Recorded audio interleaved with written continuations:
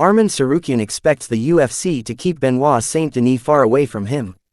It's clear the UFC has no intention of giving Tsarukyan, 23-3 MMA, 10-2 UFC, the next title shot despite being the #1 contender. His most recent outing came in a dominant submission over Dan Hooker at UFC Fight Night 265 this past November. Tsarukyan was asked if he thinks the UFC will match him up against another rising contender. Saint-Denis, 16-3 MMA, 8-3 UFC, is booked against Hooker in the UFC 325 co-headliner on January 31 in Sydney, but Tsarukyan doesn't expect that to be his next opponent. Benoit has a fight coming up. They know that I'm going to beat everybody, Tsarukyan said in an interview with Complex News. How does that make sense? So, okay, give me anybody. Saint-Denis, they don't want to give me Saint-Denis because they don't want to ruin his career.